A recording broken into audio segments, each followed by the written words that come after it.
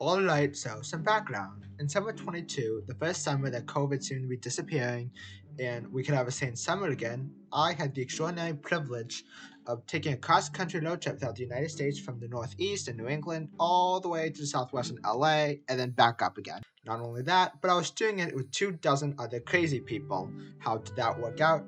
Well, you'll see in 6 weeks, in 6 minutes. After leaving the hellscape known as New Jersey, the first stop was the Havre de Grace Decoy Museum, which was really amazing.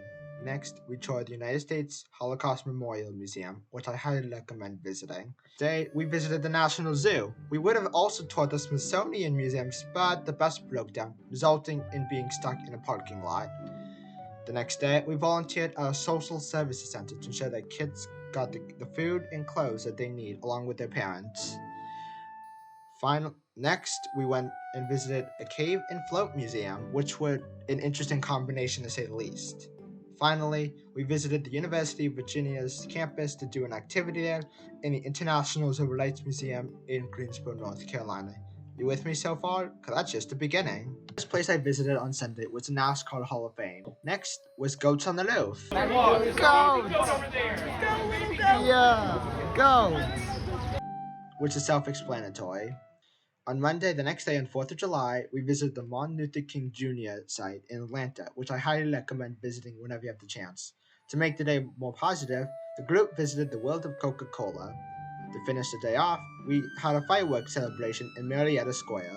After quickly traversing through Alabama and Mississippi, we arrived in New Orleans, where we visited the Mardi Gras Museum and the French Quarter.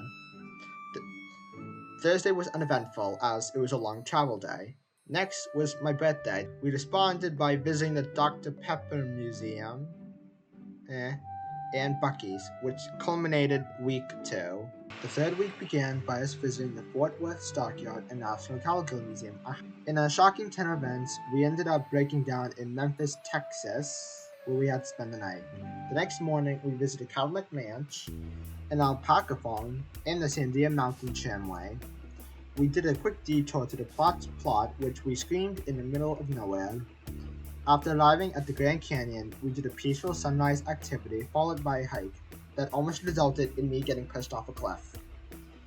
After Grand Canyon, we made our way to Slide Rock State Park, where I jumped off some cool rocks on purpose.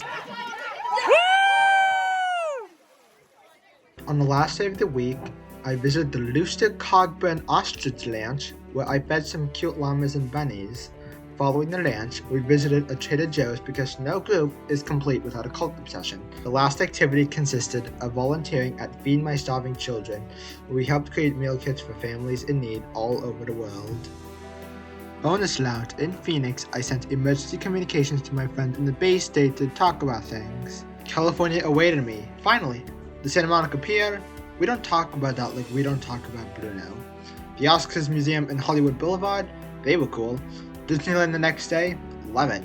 The Grove in Venice Beach, The Yo-Yo Museum on the way up to San Francisco, also Grilling at the San Francisco Bay in 50 degrees, don't do that. The Jelly Valley Museum was great, along with Pier 39 and Ghirardelli Square. Whoa, that was a lot. Crater Lake was the first destination of the 5th week, which is amazingly beautiful in its own right.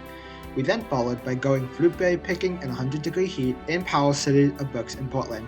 Thus began the journey eastwards. A quick visit to Multnomah Falls, the Idaho Potato Museum, and Museum of Clean were quite something.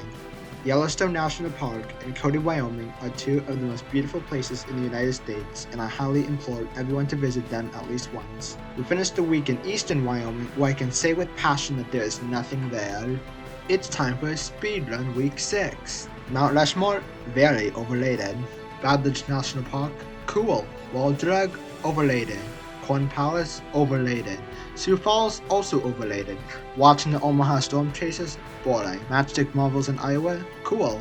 University of Wisconsin Student Union, Bobblehead Museum, creepy. The Second City, very cool. Wrigley Field, very cool. Navy Pier, overrated.